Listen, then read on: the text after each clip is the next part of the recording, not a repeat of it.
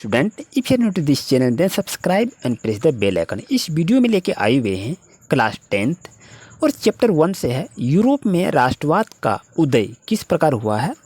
ये सामाजिक विज्ञान का क्वेश्चन आंसर आपके साथ शेयर कर रहे हैं। तो आप चलिए अच्छी तरह से कॉपी कलम को खोलें और अपना नोट्स को तैयार करें।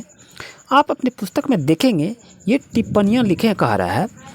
तो जूसेपे मैक्सिनी से, ख में है काउंट फैमिली दे गाउर से, और ग यूनानी स्वतंत्रता युद्ध से, और फ्रैंकफर्ट संसद से, और वहाँ में है राष्ट्रवादी संघर्षों में महिलाओं की भूमिका।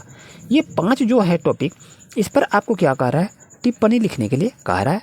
तो चलिए इसको कैसे टिप्पणी को लिखेंगे, अच्छी तरह से कलम कॉपी को खोलते हैं और लिखते हैं। इसको लिखेंगे यहाँ से। देखिए, जूसेपे मैथ्सिनी इटली का एक क्रांतिकारी था। उनका जन्म 1807 में हुआ था।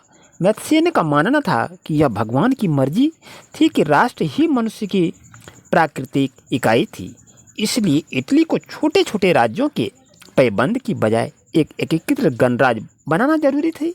और मैथ्सिनी का अनुसरण करते हुए जर्मनी, स्विट्जरलैंड और पोलैंड में कई गुप्त संगठन बनाए गए और रूढ़िवादी लोग मैथ्सिनी से डरते थे। यानी इसके बारे में आपको लिखना है, इसी को हम लोग टिप्पणी कहते हैं। इसी तरह से आपके एग्जाम में पूछे जाएंगे। और ये पेज नंबर आपके सामाजिक विज्ञान भारत और समकालीन विश्व 2 से है।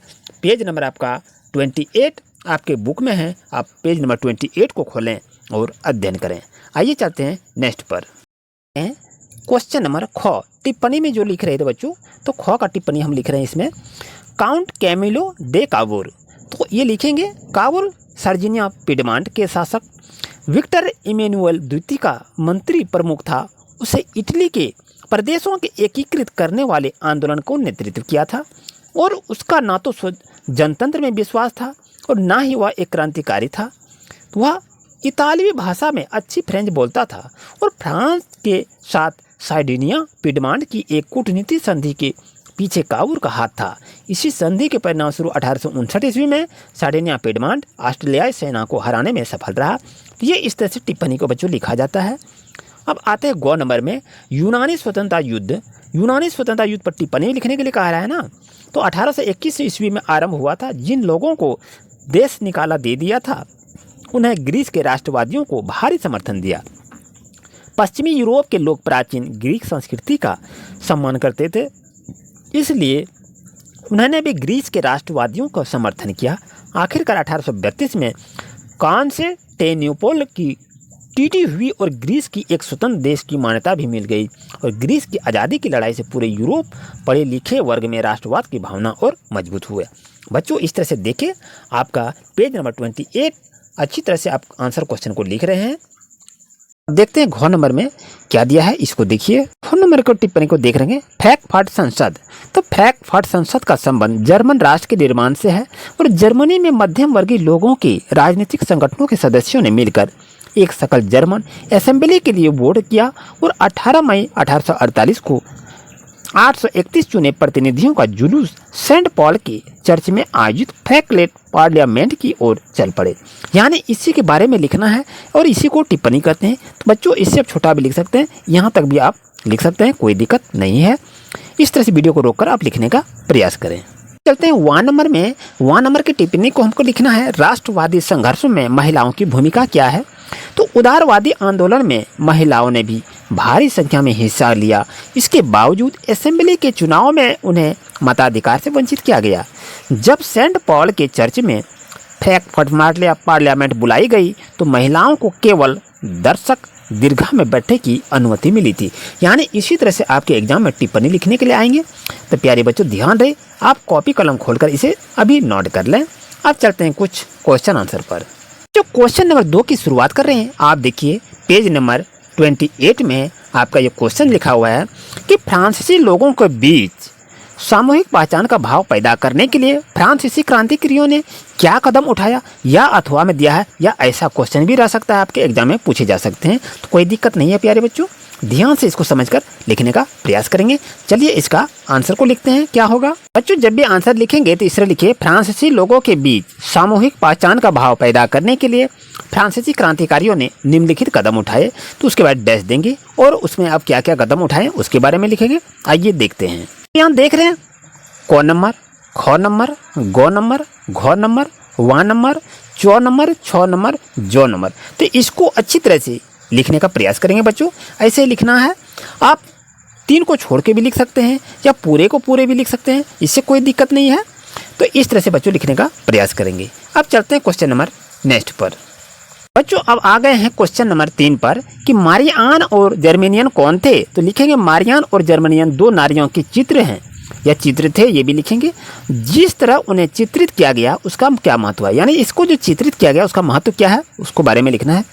तो लिखिए उन्हें राष्ट्रों के रूपकों के रूप में चित्र किया गया था और मारियाना फ्रांसीसी गणराज्य की प्रतिनिधित्व करती है, जबकि जर्मेनियम जर्मन राष्ट्र का रूपक है। वास्तव में 18वीं तथा 19वीं सदी में कलाकारों ने राष्ट्रों को मानवीय रूप प्रदान किया और उनकी अभिव्यक्ति एक साधारण नारी के रूप में की।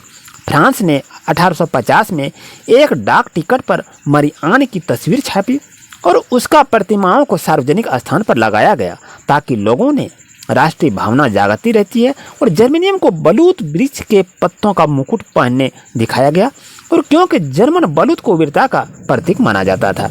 इस तरह से बच्चों आप लिखने का प्रयास करेंगे। आप कहता है उसका महत्व क्या है यहाँ पर, तो महत्व यहाँ आपको लिख के बता दिए। इस तरह से बच्चों लिखने का प्रयास करें। अब बच्चों चलते हैं क्वेश्चन नंबर 4 पर कि जर्मन एकीकरण की प्रक्रिया का संक्षेप में पता लगाइए। तो लिखेंगे 1814 ईस्वी के वियना कांग्रेस में जर्मनी की पहचान 39 राज्यों के एक लचर संघ के रूप में हुई थी और इस संगठन का निर्माण नेपोलियन द्वारा पहले ही किया गया था। और 1848 के मई महीने में फ्रैंकफर्ट संसद में विभिन्न राजनीतिक संगठनों ने हिस्सा लिया। उन्होंने एक जर्मन राष्ट्र के लिए एक संविधान की रचना की। उसके अनुसार जर्मन राष्ट्र की मुखिया कोई राजा होता तो संसद के प्रति जवाबदेह होता था। बच्चों इस तरह से आप लिखने का प्रयास करेंगे। उम्मीद है आपको कहीं भी कोई दिक्कत नहीं हुआ होगा। आप अच्छी तरह से वीडियो को रोककर लिखने का प्रयास करेंगे। 5 नंबर क्वेश्चन को देखते हैं कि अपने शासन वाले क्षेत्र में शासन व्यवस्था को ज्यादा कुशल बनाने के लिए नेपोलियन ने क्या बदलाव किया। और इसमें आपका अथवा दिया हुआ है, तो ये आपका क्वेश्चन है, इससे ये क्वेश्चन भी मिलता जुलता है, तो याद रहे।